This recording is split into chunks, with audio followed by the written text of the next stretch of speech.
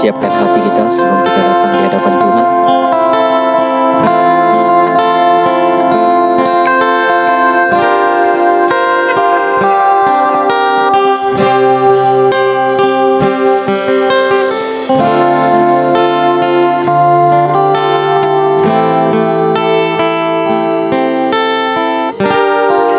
Mari kita nyanyikan pujian ini sebagai sikap doa kita.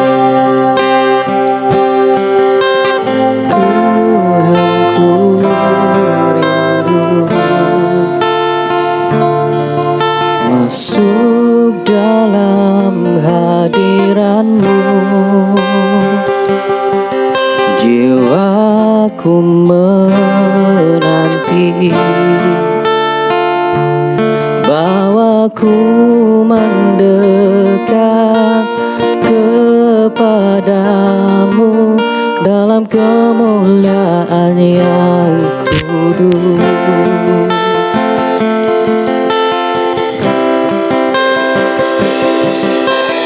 Tuhanku rindu masuk dalam hadiran-Mu, jiwaku menanti, bawaku mendekat kepadamu dalam kemuliaan yang kudus.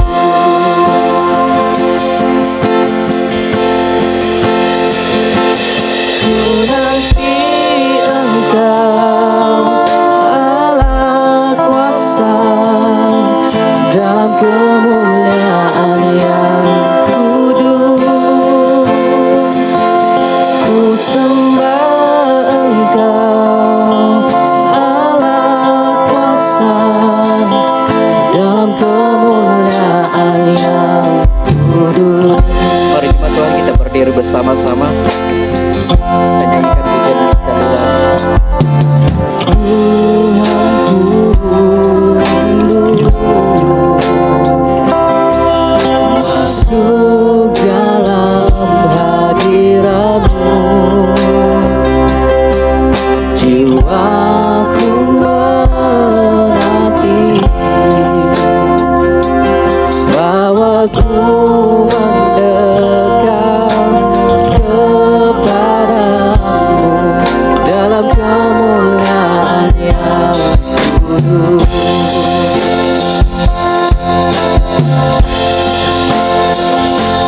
Ku nanti Engkau Allah kuasa dalam kemuliaan yang kudus. Ku sembah Engkau Allah kuasa dalam kemuliaan yang kudus. Ku nanti Engkau Allah kuasa dalam kemuliaan yang kudus. Ku sembah Engkau Allah kuasa dalam kemuliaan yang kudus. Ku nanti Engkau Allah kuasa dalam kemuliaan yang kudus. Ku sembah Engkau Allah kuasa dalam kemuliaan yang kudus. Dalam kemuliaan, dalam kemuliaan yang kudus. Dalam kemuliaan yang kudus. Selamat pagi, selamat tahun baru Cina. Kong si pacai. Oke, mari kita teruskan ibadah kita. Kita mau meneruskan ibadah dan sambil bersyukur dan bersukacita untuk Tuhan. Tuhan beserta kamu. dan beserta kamu juga. Saya gembira bila mereka berkata kepada saya, Marilah kita pergi ke rumah Tuhan. hai, marilah kita menyanyi kepada Tuhan. Marilah kita bersorak dengan sukacita kepada Juru Selamat yang Maha Kuasa. Allah itu roh, Kita harus menyembah Dia dalam roh dan kebenaran. kemuliaan kepada Allah Bapa, Anak dan Roh Kudus. Puji Tuhan sekarang dan selama-lamanya. Mari kita berdoa. Ya Allah yang Maha Kuasa, semua hati manusia terbuka di hadapan Tuhan, semua keinginannya diketahui oleh-Mu, dan daripadamu tiada rahasia yang tersembunyi. Sucikanlah niat hati kami dengan ilham Roh Kudus-Mu, supaya kami boleh mengasihi-Mu dengan sempurna, dan memuliakan nama-Mu yang kudus dengan selayaknya. Melalui Yesus Kristus Tuhan kami. Amin. Mari kita beri sorak-sorai buat Tuhan kita Yesus Kristus.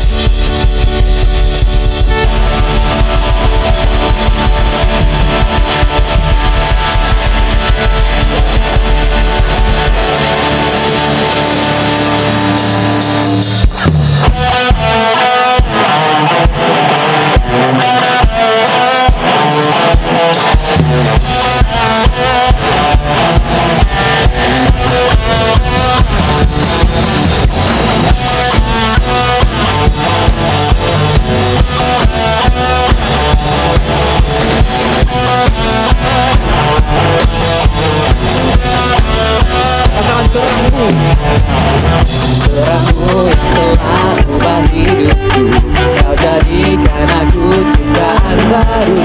Ku angkat tanganku dan memujimu. Hidupku tak sama sejak Kau ada. Kini Engkaulah pusat segalanya. Kasih-Mu cukup bagiku. Keagungan-Mu, kedahsyatan-Mu terpancar dari indahnya dunia. Segala yang ada telah Kau ciptakan.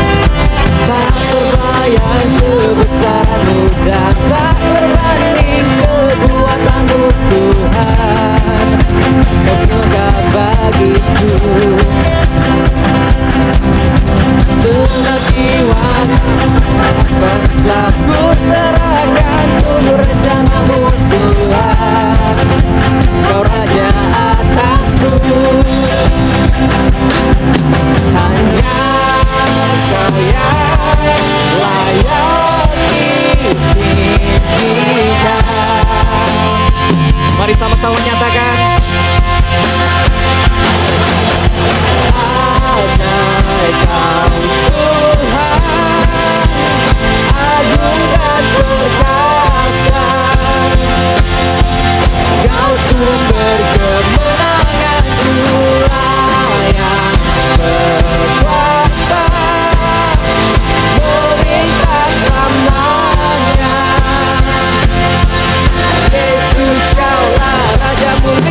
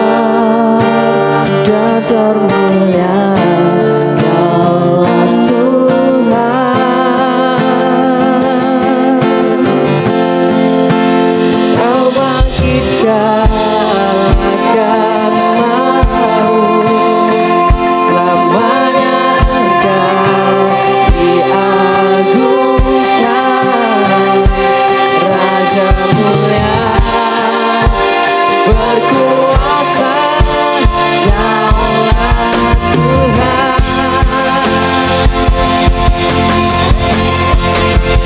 Rela Kau berikan segalanya, korbankan hidupmu bagiku. Kau terbesar dan kemuliaan, Daulah Tuhan.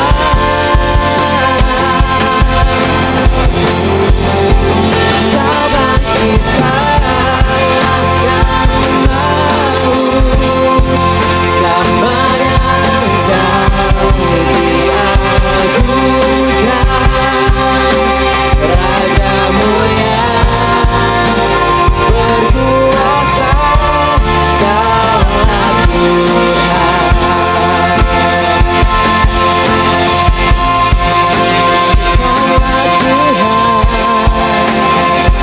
Daulah Tuhan. Hidup kami, Kau yang berkuasa dalam hidup kami. Terima kasih Tuhan atas segalanya, apa yang telah Kau lakukan semuanya untuk kami.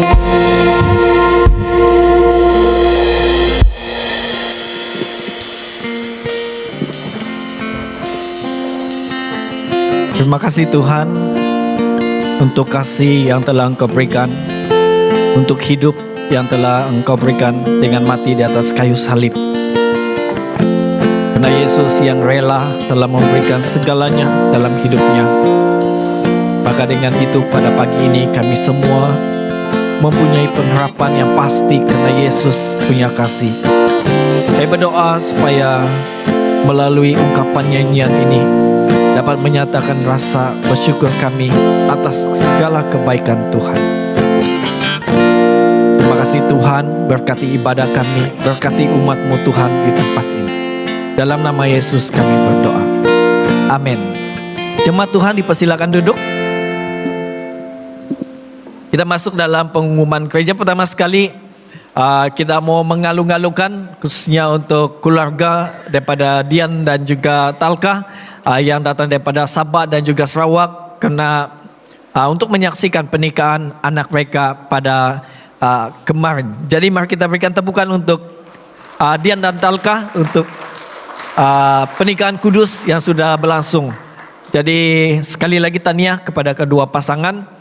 Kami terus berdoa supaya Tuhan akan terus menyertai pernikahan anda berdua seperti mana yang telah kita lihat dalam janji yang mereka lepaskan supaya pasangan ini akan terus setia dan juga biarlah sampai sampai maut yang memisahkan mereka. Semalam ketika saya mengikuti jamuan makan di Palm Beach, ada juga daripada keluarga mereka yang berkatalah yang wish mudah-mudahan Dian dan Talka akan dianugerahkan 11 orang anak. Amin.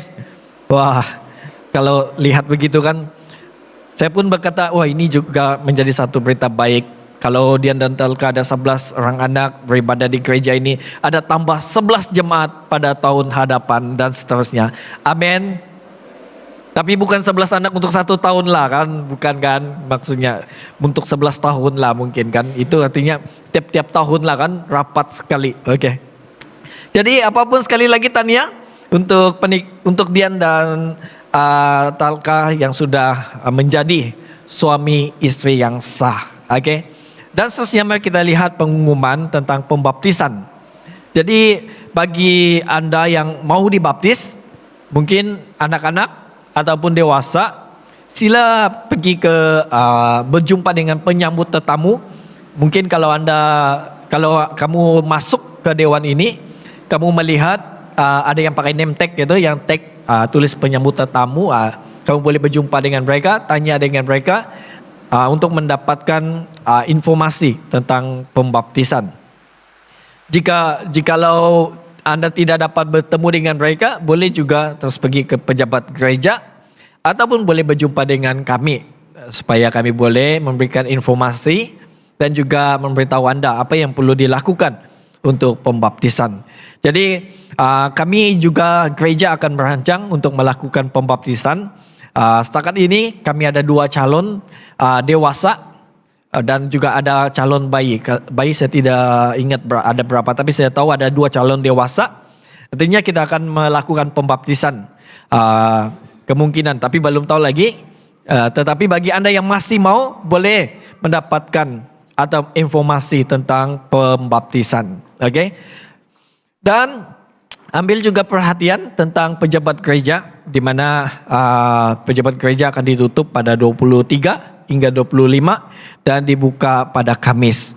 Jadi sebagai informasi lanjut juga, Padri penguasa esok dia akan bercuti bersama keluarga, artinya dia tidak ada di Labuan. Jadi kalau ada apa-apa tentang pelayanan, bolehlah menghubungi saya ataupun menghubungi pihak gereja. Anda boleh terus WhatsApp ataupun telepon kepada saya. Cuma kalau kamu mau WhatsApp dengan saya, sila perkenalkan dulu lah. Ada kadang-kadang ada banyak number-number yang masuk ke nombor telefon saya, tidak ada salam perkenalan. Jadi saya tidak tahu siapa itu. Jadi kenalkan kamu siapa, dari mana, dan kalau boleh saya kenal kamu, artinya saya tahulah. Bukan juga takut. Berapa kali dapat panggilan seperti scammer lah. Okay, jadi saya tidak akan angkat lah. Okay, begitulah. Okay, jadi perkenalkan nama kamu, siapa kamu, dan kita akan lebih komunikasi lah kalau Anda memerlukan pelayanan. Selanjutnya ada juga berita baik. Okay, berita baiknya pada pagi ini, selepas ibadah, okay, selepas ibadahnya jangan cepat-cepat balik. Okay, sebab Padri penguasa kita, Reverend Nixon, dia open house. Okay, artinya dia menjemput semua jemaat. Okay, tapi janganlah semua naikkan rubuh nanti rumah. Kita satu-satu lah kan, ganti-ganti. Okay, kalau yang sudah naik, jangan lama-lama di sana, jangan 1 jam. Kalau boleh sekejap supaya kami boleh ganti. Okay, jadi selepas ibadah ini, tahu rumah Reverend Nixon di mana? Siapa tahu rumah Reverend Nixon? Mana rumahnya, di mana? Situ. Okay, depan. Kalau kamu naik tangga nih, itulah bangunan yang pertama itu rumahnya. Naik saja, dia open house dan kita makanlah apa yang disediakan. Amin. Macam tidak semangat saja. Amin. Amin. Oke, jadi mungkin ada yang mau cepat-cepat balik juga, ada mau lawat kawan-kawan, lawat ini sebagainya. Jangan dulu, kita lawat dulu padri kita pertama. Dekat saja, paling dekat. Lepas itu kita pergilah dimanapun, keliling Labuan kah dan sebagainya. Oke, jadi bagi yang ada jalan-jalan pergi melawat rumah jemaat, mungkin terlampau banyak kamu punya jemputan, kalau tidak cukup untuk tempat isi, terlampau banyak makanan, bolehlah bawa saya. Saya mau ikut juga. Boleh? Ada yang mau bawa kah? Oh, macam tidak ada Oke. Jadi jangan lupa, selepas ini singgah-singgahlah ke rumah Padri penguasa kita untuk bersama-sama sambil kamu mengenalilah keluarganya, mengenali istrinya dan anak-anaknya. Pasti mereka akan menyediakan yang terbaik untuk kita semua. Amin. Jadi oleh itu, mari kita teruskan ibadah kita dengan doa syafaat. Mari kita berdoa. Bapa di surga, kami bersyukur untuk acara perkawinan di antara Mr. dan Mrs. Dian Kama yang telah dipersatukan pada kemarin siang di gereja ini. Kami bersyukur Tuhan untuk pasangan ini. Kami berdoa, mau terus berdoa untuk mereka berdoa supaya di dalam alam perkawinan Engkau menguatkan mereka, memberkati setiap perkara di dalam kehidupan perkawinan mereka. Kami bersyukur karena mereka beribadah di sini. Tuhan menyertai mereka. Bapa di surga, kami mau terus berdoa untuk pasukan pelayanan di gereja ini, Gereja Juru Selamat Kudus kita. Kami berdoa untuk bishop kami, The Most Reverend Dato Milta Jikitais. Kami berdoa untuk Reverend Nixon, Patri Penguasa dan juga Rekta di gereja ini. Untuk Patri Sukarela, Reverend Daniel, untuk para pastor, Pastor Doni dan juga Pastor Ivy. Kami berdoa untuk setiap ketua-ketua pelayanan di dalam J-Kids, BM, English dan juga Chinese. Kami berdoa untuk pelayan Overcomers, Oberwai, KML, UMS, pendoa syafaat, EOC dan juga yang menguruskan pentadbiran gereja. Kami berdoa untuk semua staf gereja. Tuhan, Engkau memberkati setiap pelayan-pelayan ini. Di surga, kami mau terus berdoa untuk semua pemimpin, untuk pemimpin kebaktian, pemimpin awam, pemimpin sel, pembantu sel, juga semua yang melayani di dalam setiap bahagian dalam pelayanan ini. Mau terus berdoa untuk setiap ibadah Ahad. Kami serahkan semua yang terlibat dalam pelayanan, yang memberikan komitmen mereka untuk latihan dan juga pelayanan setiap hari Ahad. Tuhan, Engkau menyertai, Engkau memberikan kekuatan, Engkau terus memberikan komitmen dan juga hati yang rindu untuk terus melayani Engkau. Kami serahkan Tuhan untuk ibadah. Biarlah Tuhan terus beracara di dalam ibadah hari Minggu kami. Biar kerajaan Tuhan terus ditinggikan, nama Tuhan terus dimuliakan.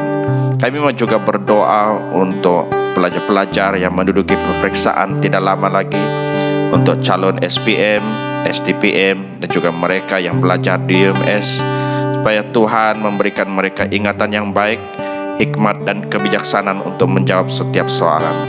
Biarlah nama Tuhan ditinggikan, nama Tuhan dimuliakan di dalam pemeriksaan yang mereka hadapi. Terima kasih Bapa, kami bersyukur untuk tahun yang baru ini. Tuhan, Engkau menyertai kami.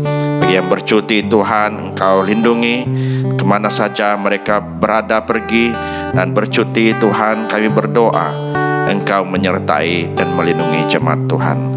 Terima kasih Bapa, biar nama Tuhan ditinggikan, nama Tuhan dimuliakan, kerajaan Tuhan ditegakkan. Hanya di dalam nama Tuhan Yesus Kristus, Tuhan dan penyelamat kami berdoa. Amin.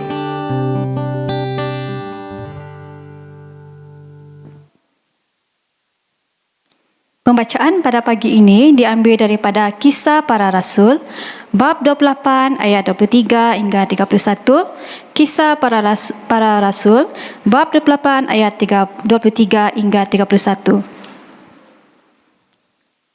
Lalu mereka menentukan suatu hari untuk Paulus. Pada hari yang ditentukan itu, datanglah mereka dalam jumlah besar ke tempat tumpangannya. Ia menerangkan dan memberi kesaksian kepada mereka tentang kerajaan Allah, dan berdasarkan hukum Musa dan kitab para nabi, ia berusaha meyakinkan mereka tentang Yesus. Hal itu berlangsung dari pagi sampai sore.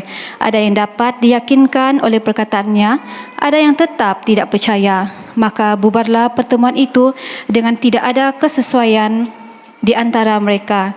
Tetapi Paulus masih mengatakan perkataan yang satu ini, tepatlah firman yang disampaikan Roh Kudus kepada nenek moyang kita dengan perantaraan Nabi Yesaya. Pergilah kepada bangsa ini dan katakanlah, kamu akan mendengar dan mendengar, namun tidak mengerti. Kamu akan melihat dan melihat, namun tidak menanggap.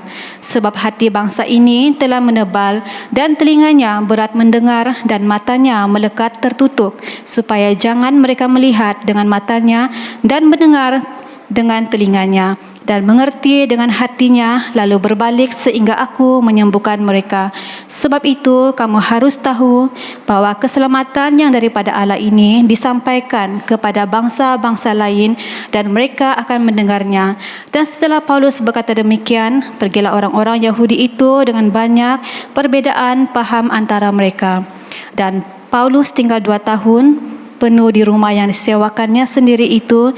Ia menerima semua orang yang datang kepadanya dengan terus terang dan tanpa rintangan apa-apa. Ia memberitakan kerajaan Allah dan mengajar tentang Tuhan Yesus Kristus. Demikianlah firman Tuhan.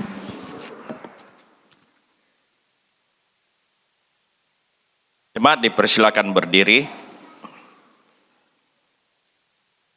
Injil Kudus daripada Tuhan kita Yesus Kristus menurut Yohanes 15 ayat 1 hingga 17. Yohanes 15 ayat 5 hingga 17. Akulah pokok anggur dan kamulah ranting-rantingnya. Barang siapa tinggal di dalam aku dan aku di dalam dia, ia berbuah banyak. Sebab di luar aku kamu tidak dapat berbuat apa-apa. Barang siapa tidak tinggal di dalam aku, ia dibuang keluar seperti ranting dan menjadi kering. Kemudian dikumpulkan orang dan dicampakkan ke dalam api, lalu dibakar. Jikalau kamu tinggal di dalam aku dan firmanku tinggal di dalam kamu, mintalah apa saja yang kamu kehendaki dan kamu akan menerimanya. Dalam hal inilah Bapa-Ku dipermuliakan, yaitu jika kamu berbuah banyak dan dengan demikian kamu adalah murid-murid-Ku. Seperti Bapa telah mengasihi aku, demikianlah juga aku telah mengasihi kamu. Tinggallah di dalam kasih-Ku itu. Jikalau kamu menuruti perintah-Ku, kamu akan tinggal di dalam kasih-Ku, seperti aku menuruti perintah Bapa-Ku dan tinggal di dalam kasih-Nya. Semuanya itu kukatakan kepadamu supaya sukacitaku ada di dalam kamu dan sukacitamu menjadi penuh. Inilah perintahku, yaitu supaya kamu saling mengasihi seperti aku telah mengasihi kamu. Tidak ada kasih yang lebih besar daripada kasih seorang yang memberikan nyawanya untuk sahabat-sahabatnya. Kamu adalah sahabatku, jikalau kamu berbuat apa yang kuperintahkan kepadamu. Aku tidak menyebut kamu lagi hamba, sebab hamba tidak tahu apa yang diperbuat oleh tuannya. Tetapi aku menyebut kamu sahabat, karena aku telah memberitahukan kepada kamu segala sesuatu yang telah kudengar dari Bapa-Ku. Bukan kamu yang memilih aku, tetapi akulah yang memilih kamu, dan aku telah menetapkan kamu, supaya kamu pergi dan menghasilkan buah, dan buahmu itu tetap, supaya apa yang kamu minta kepada Bapa dalam namaku diberikannya kepadamu. Inilah perintahku kepadamu, kasihlah seorang akan yang lain. Demikianlah Injil Kristus. Silakan duduk, kita saksikan video ini.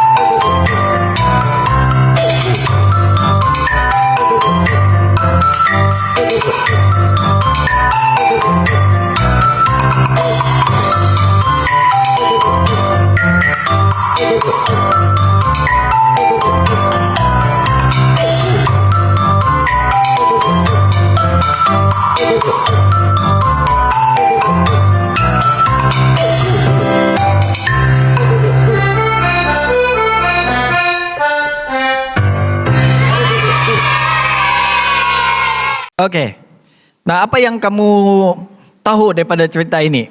Saya percaya waktu sekolah kita sudah dikongsikan tentang cerita ini, di mana saya tidak tahu zaman inilah, tapi zaman saya ada cikgu saya beritahu ada satu kisah tentang 2 ekor binatang. Oleh kerana kesombongan, rasa sombong, seekor arnab dia merasa dia laju dan akhirnya dia mencoba untuk membuat satu pertandingan, dan akhirnya dalam pertandingan itu kalah dia. Karena kekalahan yang menyebabkan dia kalah, salah satu dia sombong, dan kedua oleh karena kesombongannya dia merasa dia sudah di hadapan, lalu sang arnab tertidur dan akhirnya sekali dia bangun dia kalah dalam pertandingan itu. Lalu ada kajian yang dilakukan, memang 2 binatang ini kalau kita lihat, kita jangkakan, kita merasa arnab ini akan menang sebab dia laju. Tetapi kajian tadi menunjukkan bahwa memang Arnab akan kalah. Walaupun kita melihat kura-kura itu slow and steady jalan, satu langkah, dan kita tidak dapat menjangkakan bahwa dia akan menang dalam pertandingan itu. Nah, kenapa saya mau tunjukkan video ini? Sebab pada pagi ini saya akan menyampaikan satu message daripada pengalaman hidup Paulus. Ada banyak kejadian yang berlaku dalam hidupnya yang tidak dia jangkakan. Seperti Arnab. Arnab tadi menjangkakan hidupnya akan sukses. Dia akan menang. Tetapi sebaliknya dia kalah. Demikian juga dengan kehidupan kita. Ada di kalangan kita menjangkakan saya akan jadi seperti begini. Dan saya akan jadi seperti begini. Dan saya akan berjaya seperti begini. Tetapi faktanya, kenyataannya kita tidak di situ. Jadi oleh itu pada pagi ini mari kita mendengarkan daripada Kisah Para Rasul ayat 27 hingga 28. Jadi ini adalah satu khotbah, boleh kata sebagai satu penutupan lah untuk kitab Kisah Para Rasul. Jadi dalam kitab Kisah Para Rasul kita hanya sampai kitab 28, bab 28, di mana pada minggu ini adalah penghujung untuk kitab ini. Dan kita mau melihat ada banyak hal yang terjadi yang tidak dijangkakan oleh Paulus berlaku dalam hidupnya. Tetapi ini tidak menunjukkan kita kecewa dengan keputusan itu, karena masih ada karunia Allah yang kita juga tidak dapat jangkakan. Nah, jadi dalam Kisah Para Rasul 27 ayat 28, kalau kita membaca daripada Kisah Para Rasul 27 ayat 4, ketika Paulus ingin memulai perjalanannya, dalam Kisah Para Rasul ayat 27, pasal 27 ayat 4. Paulus sudah menemui satu rintangan dalam perjalanannya. Dia sudah menemui, orang bilang musibah dalam perjalanannya. Jadi ketika Paulus dalam perjalanannya mau pergi ke Roma ataupun Itali, sekarang ini kita kenal itu sebagai Itali, dia menemui satu perjalanan yang susah, yang sukar. Bukan hanya dia dalam pemulaan perjalanannya sudah kita lihat tadi ayat 4, dia sudah menemui satu perjalanan yang mencabar. Bahkan kalau kita meneruskan di ayat 13, Anda boleh membuka di Alkitab, saya hanya sebut ayat-ayatnya. Dalam Kisah Para Rasul pasal 27 ayat 13, di sana ada satu keadaan. Pada waktu ini Paulus dalam perjalanan dia pergi ke Roma, dia menjangkakan cuaca baik. Dia menjangkakan dia akan ada cuaca yang baik, lalu perjalanan dia mulus saja. Tetapi ketika di Paulus dalam perjalanannya di ayat 13, kita sudah mula menemui ada satu rintangan di mana keadaan cuaca yang tidak dijangkakan berubah.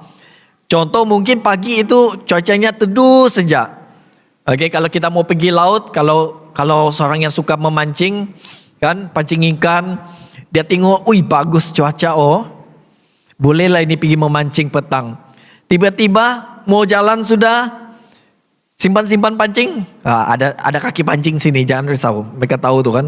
Simpan, macam gelap-gelap sudah cuaca di atas langit. Lalu itulah yang berlaku untuk Paulus. Kadang-kadang cuaca juga boleh menyebabkan kita terbatas.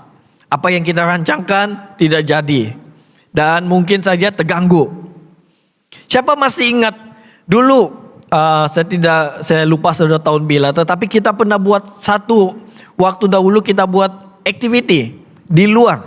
Bukan, kita buat satu kebaktian Paskah di luar. Masih ingat, ada yang masih ingat waktu itu? Kita mau buat kebaktian Paskah, kan, betul?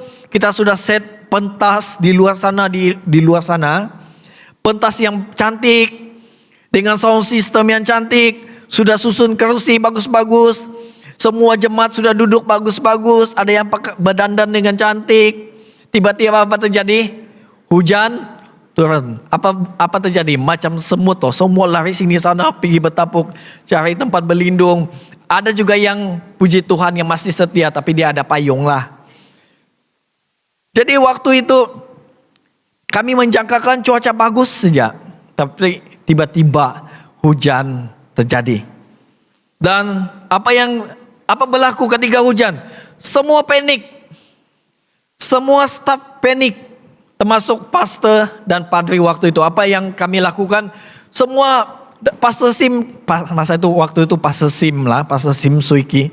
Dia katakan, oke, kita buka Dewan Jubli. Waktu itu Dewan Jubli kami tutup kan. Semua staf cepat-cepat lari sini sana. Oke, cepat-cepat buka nih Dewan Jubli, buka lampu, buka aircon, buka sound system.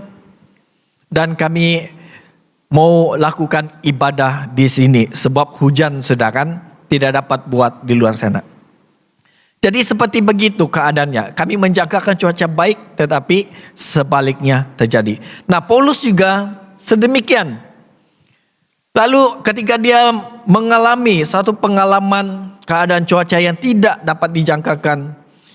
Waktu ini mereka sudah di lautan, mereka sudah di dalam lautan. Sebab waktu itu mereka menggunakan kapal untuk perjalanan pergi ke Italia ataupun Roma. Dan kalau kita melihat di ayat 14, apa terjadi ketika dalam perjalanan ini, ketika mereka di dalam kapal, angin badai datang. Apabila angin badai datang, dia menghempas kapal mereka. Jadi bayangkanlah kalau kamu naik di sebuah kapal, ada angin yang kuat melanda, saya tidak tahulah bagaimana perasaannya. Saya tidak pernah pergi offshore, pergi naik kapal. Jadi saya tahu sini ada banyak orang yang kerja offshore. Jadi mereka tahulah itu ketika berada di lautan yang kau tidak nampak apa-apalah. Tidak ada nampak tanah, hanya kamu saja. Di sini ada Alex di situ, dia selalu pergi laut. Macam ada kawan saya di sini macam Drang Roland dulu pergi laut juga kan. Jadi saya tidak tahu bagaimana perasaannya lah. Tetapi coba kita ambil contoh lah. Biasanya kalau saya mau dulu lah, waktu mau balik kampung, kalau mau cepat biasanya naik boat lah kan. Semua cepat. Pernah satu kali saya naik boat, waktu itu hujan kuat dan gelap. Dan pemandu boat itu pun tidak nampak jalan. Itu boat tiada wiper. Jangan kasih sama dengan kereta. Kalau hujan masih ada wiper kan. Kalau boat itu tiada wiper. Jadi ini kami punya pemandu boat, sekejap-sekejap dia lap pakai tangan dia saja. Pakai tangan saja. Takut juga lah. Bayangkan ombak sangat kuat, hempas-hempas, menghempas. Lalu di sebelah saya ada satu anti pun sangat panik, takut. Sudah anti lah, tua sudah. Dia balik berdoa dalam dia punya doanya. Saya bilang, saya mau berdoa kah tidak nih ya? Kuat dia berdoa. Jadi kamu boleh dengar dia punya doa lah. Tolonglah selamatkan kami masih ada. Jadi saya pun takutlah, ada perasaan takut waktu itu sebab ombak kuat. Dan dalam hati saya kalau pecah ini bot, siapa saya mau kasih selamat dulu Aku tengok lah siapa mau selamatkan. Sebab kamu bayangkan di sebelah saya semua duduk, semua yang badan dia lebih besar daripada saya. Bayangkan kalau saya bilang saya selamatkan dia, saya rasa kami sama-sama tenggelam lah. Macam tidak ada kemampuan, macam tidak ada yang boleh saya selamatkan, macam aku yang mau minta selamatkan daripada mereka. Jadi itulah perasaan takutnya ketika dilanda ombak. Saya tidak tahu kamu ada pengalaman seperti itu atau tidak. Apatah lagi kalau kamu pergi offshore. Saya pernah nampak di satu video lah, orang yang kerja offshore, mereka post. Itu ombak air laut sampai masuk di dalam kapal. Kan? Sampai masuk di dalam kapal. Bilang macam mana mereka. Tetapi karena mereka berjuang, karena perlu kerja untuk istri dan anak-anak di rumah. Jadi para istri dan anak-anak bersyukurlah. Berterima kasihlah kepada suami kamu ketika mereka pergi offshore bekerja. Sana tempat yang sangat bahaya. Berdoalah untuk mereka supaya mereka kuat, emosi mereka kuat. Amin. Ada banyak sini suami-suaminya yang kerja di laut, kerja di offshore. Jadi mereka tahulah Apa perasaan itu? Saya punya perasaan tadi hanya naik bot kecil yang daripada Labuan pergi menumbuk. Dia punya ombak pun tidak tinggi lah, oke. Kalau kamu tanya pemancing, mereka pergi memancing, ombaknya setinggi 2 meter sampai 3 meter kan nih? 3 meter macam mana tinggi ya? Dekat nih kah? Sampai nih, bung. Dekat kah? Setengah lah kan? Oke, kamu bayangkan ombak dia setengah. Di atas kepala saya lagi lah. Setengah tinggi dia. Kita ombak baru begini takut sudah. Apalagi ombak yang tinggi. Oke. Jadi perasaannya itu. Emosi kita. Ketakutan kita seperti itu. Nah. Itu yang dialami oleh Paulus. Dalam perjalanan dia pergi ke Roma. Dia menemui ini. Dan bahkan apa yang terjadi. Sehingga itu membuatkan kapal mereka pecah. Dan mereka terapung-apung di dasar laut. Saya sudah ceritakan tadi, laut yang mereka pergi itu terbuka. Laut yang terbuka. Tidak ada tanah apa-apa. Tidak ada tempat bergantung. Kalau tidak pandai berenang, dah tahulah, mungkin kamu berdoalah supaya ikan duyung datang selamatkanlah kan. Kalau ada ikan duyung. Kalau tiada, ikan apa lagi boleh selamatkan? Ikan paus. Kan jadilah macam Yunus. Tuhan, datanglah ikan paus. Supaya kamu ditelan, nanti dimuntahkan di dasar laut. Di dasar. Kalau adalah mukjizat. Kan? Tapi tidak ada. Jadi bagaimana perasaannya? Kalau tadi saya di atas bot, saya masih tidak risau. Saya masih tidak takut. Tahu kenapa? Sebab masih ada life jacket. Itulah sebabnya ketika anti itu berdoa kuat-kuat, mereka semua panik. Saya tidak panik. Saya cepat-cepat pegang tu life jacket. Saya peluk. Sebab saya tahu kalau pecah, saya masih selamat. Oke.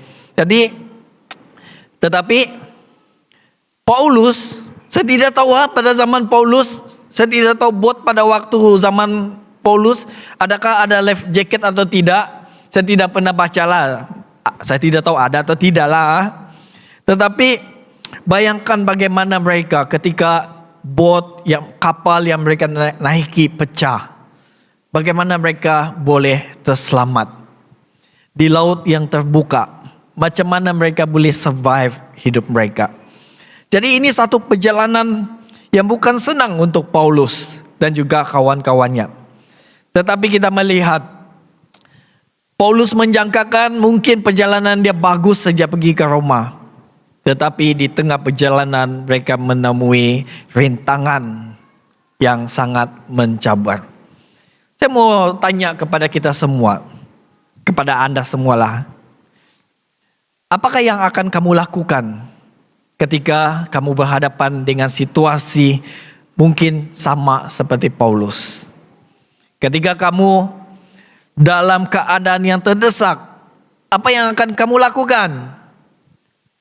Apakah tindakan yang akan kamu lakukan? Ketika kamu berada dalam keadaan yang bahaya, apakah keadaan emosi kamu waktu itu? Takut? Ataupun katakan, ya Tuhan, kalau kehendakmu pada pagi ini jadi, ambillah nyawaku. Oke kan? Relakanlah kan? Ataupun ada yang masih berjuang untuk hidup. Nah, jadi kalau kita melihat di sini, sebenarnya ketika Paulus menemui bahaya, ketika dia berada dalam keadaan yang bahaya, ketika Tuhan mengizinkan dia menemui rintangan dalam hidupnya, Tuhan menyediakan kasih karunia. Mengapa saya katakan Tuhan mengizinkan kasih karunia? Sebab kita tahu, ketika kapal mereka sudah terkandas, pecah dan terapung di laut, Tuhan masih memimpin mereka sehingga mereka semua yang berada di kapal selamat. Bagaimana mereka selamat? Mereka dihanyutkan pergi ke dasar pantai. Dan kalau kita melihat dalam cerita, nanti kamu baca dalam Kisah Para Rasul 27 dan 28. Bagaimana Tuhan menyediakan kasih karunia yang tidak dijangkakan. Kalau kita mengerti dalam kisah ini, sebenarnya ada banyak kasih karunia yang Tuhan sediakan. Sebenarnya dalam perjalanan itu Tuhan sudah memberikan amaran kepada mereka untuk jangan bertolak sebab keadaan cuaca. tetapi mereka tidak mau dengar. Itu ketua kapal, keras kepala lah mungkin kan. Dia tidak mau dengar cakap Paulus. Paulus bilang jangan dulu kita bertolak. Tetapi mereka bilang oke, boleh. Dan akhirnya mereka menemui angin dan ombak yang kuat sehingga menyebabkan kapal mereka pecah. Nah, tetapi kita melihat kasih karunia Tuhan terus menyertai mereka. Kenapa? Sebab Tuhan menyelamatkan mereka sehingga mereka semua selamat tiba di dasar dengan selamat. Nah, ini bercakap tentang pelindungan Tuhan. Tuhan melindungi, Tuhan juga menyertai.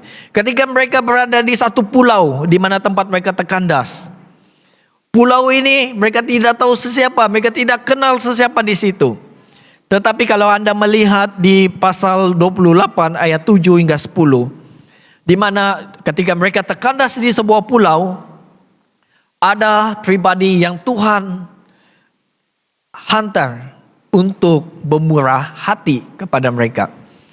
Ada orang yang tidak mereka kenal di pulau itu, tetapi membantu Paulus dan semua orang yang berada di kapal tadi. Dan di sini kita dapat melihat bagaimana kasih karunia Tuhan itu bekerja dengan cara yang kita tidak jangkakan. Nah, jadi bukan hanya itu, selepas Paulus selesai daripada pulau, mereka meneruskan perjalanan nanti ke Roma. Di sana pun Paulus menemui kasih karunia Tuhan. Mengapa? Walaupun dia ditahan, walaupun dia sebagai, orang bilang sebagai banduan yang ditahan karena tuduhan-tuduhan kepadanya. Tetapi Paulus diberikan kebebasan. Dia ada kebebasan untuk berjalan-jalan di Roma. Kamu bayangkan seorang tahanan yang ditahan, dia masih boleh berjalan keliling-keliling. Dia pergi ke rumah sinagog, dia pergi menginjil. Banyak hal yang Paulus lakukan di situ. Jadi inilah kasih karunia Tuhan yang kita tidak dapat jangkakan. Nah, apa yang kita dapat belajar daripada di sini, daripada kisah Paulus? Sebenarnya kadang-kadang ada benda-benda kecil, oke?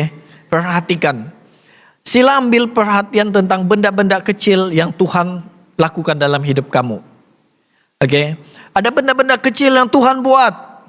Perhatikan. Kadang-kadang apa yang menjadi perhatian kita, kita terlampau perhatian pada masalah kita. Sebenarnya kalau Paulus perhatian pada masalah dia, ya. Masalah Paulus itu ialah dia sedang dalam keadaan yang bahaya waktu itu. Kapalnya sudah pecah, terkandas, hampir meragut nyawa. Ditempatkan di satu pulau yang tidak ada yang mereka kenal di situ. Mungkin saja tidak ada bekalan makanan lagi, tidak ada apa-apa, tetapi Tuhan mengizinkan satu hal yang kecil.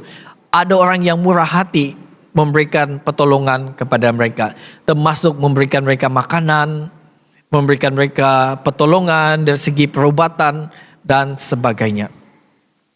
Jemaat yang dikasihi Tuhan, apakah hal yang kecil yang Tuhan pernah lakukan dalam hidup kamu? Kecil saja. Kamu masih ingatkah? Ada ambil perhatian tentang hal kecil yang Tuhan lakukan dalam hidup kamu? Kita ambil contoh. Siapa yang memberikan kita nafas untuk hidup? Siapa yang memberikan kita nafas untuk hidup? Ada yang pernah beli nafas kita di kedai ataupun di Shopee? Tidak ada. Jadi itu hal yang kecil. Kecil kan tuh? Saya rasa mungkin tidak juga kecil lah kan. Sebab tidak ada jualan di mana-mana. Kecuali kita pergi hospital lah kan, tambah nafas kan, pakai oksigen. Tapi tidak selama-lamanya. Tuhan memberikan kita nafas. Lalu apa kita buat dengan nafas yang kita ada? Tuhan bagi kita nafas. Bila kita bangun pagi apa kita buat? Apa yang kita buat? Apa yang kita lakukan ketika kita sudah ada nafas? Di setiap pagi ada nafas yang Tuhan berikan. Berdoalah, berterima kasih. Bangun pagi, katakan Tuhan terima kasih untuk nafas yang masih Tuhan sediakan. Kan? Bersyukurlah. Memang betul, bagus juga setiap pagi update status kan. Tapi keutamaan kita selalunya begitulah kan. Bangun pagi, mana sudah handphone saya, mana? Buka mata, bersyukurlah nafas yang Tuhan berikan. Jangan jadikan ini habit lah. Coba kita ubah sedikit tabiat kita. Bangun pagi, bersyukur pada Tuhan. Ambil masa berdiam. Ingat-ingat dulu apa Tuhan buat semalam. Apa Tuhan lakukan dalam hidup saya semalam atau sepanjang 1 minggu. Maka dengan itu kamu dapat melihat kebaikan Tuhan.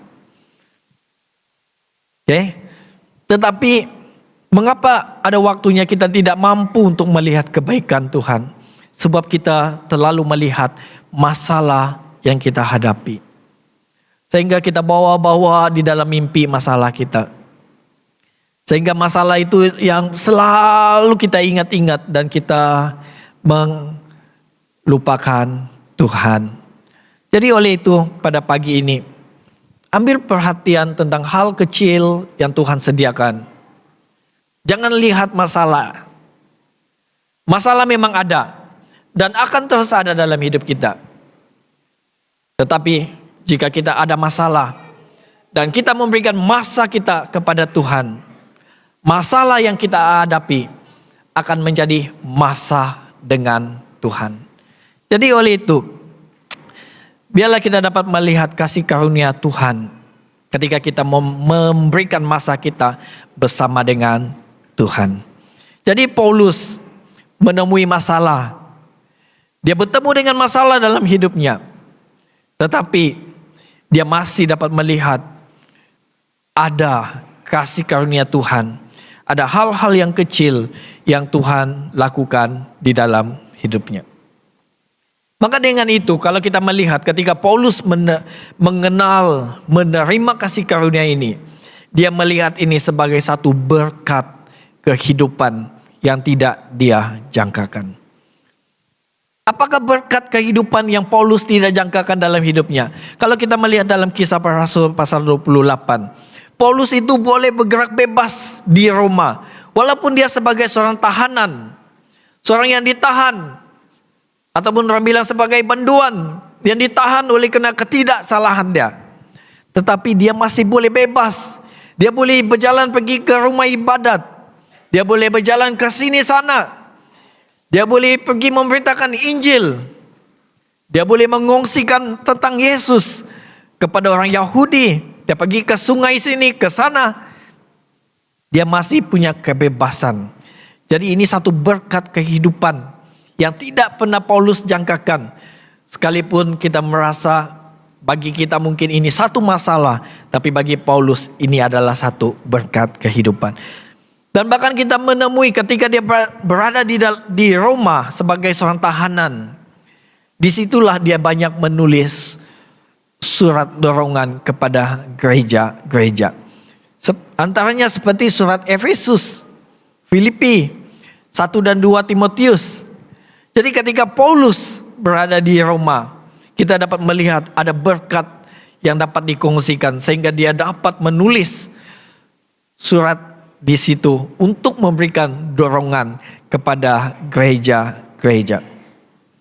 Dan terlebih lagi Paulus dapat mengongsikan tentang Yesus ketika dia berada di Roma.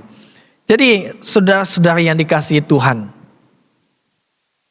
kita sudah melihat Lukas mencatatkan di sini tentang kehidupan Paulus. Lukas mencatatkan begitu detail.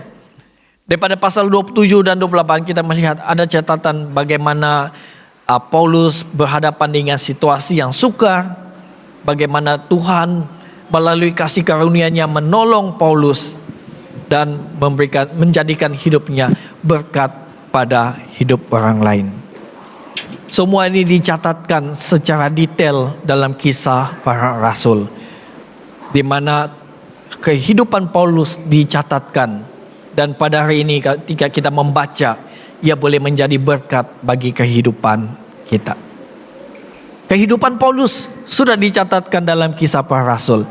Kalau kita membaca dalam kisah para rasul pasal 28, di hujung kisah para rasul 28, kita tidak menemui satu ending dalam penulisan. Biasanya kalau kamu membaca dalam kisah para rasul, di pemulaan kisah para rasul 1, Lukas menuliskan salam.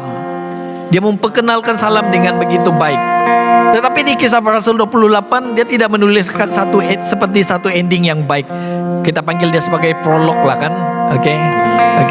Jadi waktu ini kita dapat menemui bahwa ada segelintir ahli teologi mengatakan sebenarnya ada lagi kisah seterusnya, yaitu ada kisah para rasul 29. Siapakah kisah para rasul 29? Kisah para rasul 29 itu ialah kita sebagai orang yang percaya kepada Tuhan. Jadi pada hari ini, apakah kisah hidup yang boleh kita tulis? Apakah kisah hidup yang boleh kamu nyatakan? Yang boleh kamu kongsikan? Yang boleh kita kongsikan? Supaya ketika orang lain membaca kisah hidup kita, mereka diberkati. Saya sudah katakan tadi, ketika Paulus dicatatkan begitu detail kisah hidupnya, ada ramai orang menjadi berkat termasuk kita hari ini. Amin. Jadi bagaimana dengan kita? Bagaimana dengan Anda? Bagaimana dengan kisah hidup kita? Adakah ada sesuatu yang boleh ditulis? Dan kitalah kisah para rasul 29 yang akan menjadi berkat kepada orang lain. Jadi semua jemaat yang diberkati Tuhan, rekod dan tulis kisah hidup kamu. Mungkin satu masa nanti ia akan berguna dan menjadi berkat orang lain. Dengan menjaga kesaksian hidup yang baik, yang benar, semangat dalam pelayanan seperti Paulus, sehingga dia memberikan impak yang begitu besar kepada gereja-gereja. Mari kita menyanyikan lagu ini sebagai respon kita. Mungkin dalam rintangan yang kita hadapi, biarlah Tuhan yang menjadi penolong di dalam hidup kita. Di dalam masalah yang kita hadapi, ada kasih karunia Tuhan, yaitu Dia akan memberikan penolong dalam hidup kita.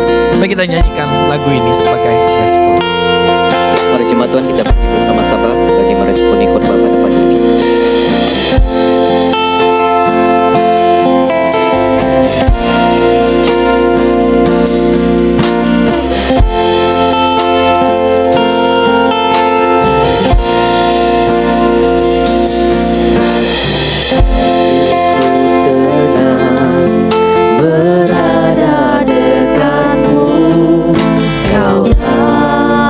Jawaban hidup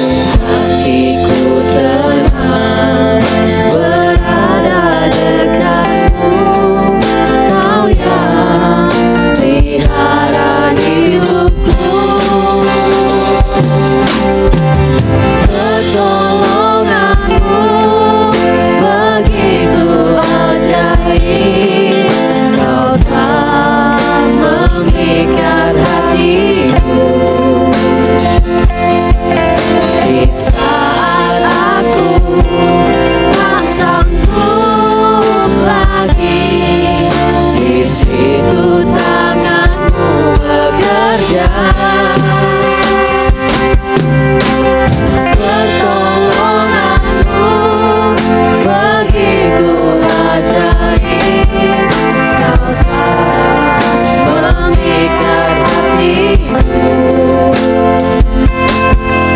Kini mataku tertuju padamu, ku rasakan kasih-Mu Tuhan. Pertolonganmu begitu ajaib, Kau tak memikat hatiku. Di saat aku tak sanggup lagi, di situ tangan-Mu bekerja. Pertolonganmu begitu ajaib, Kau tak memikat hatiku.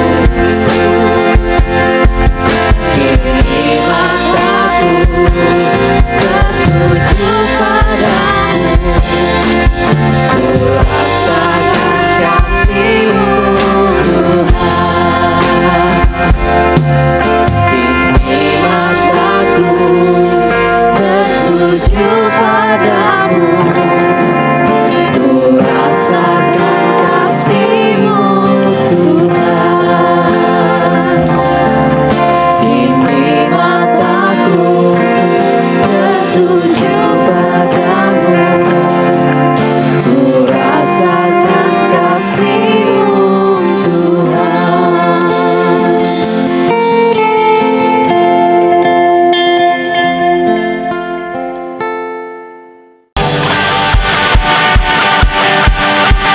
Mari jemaat Tuhan, nyalakan apimu di dalam Tuhan.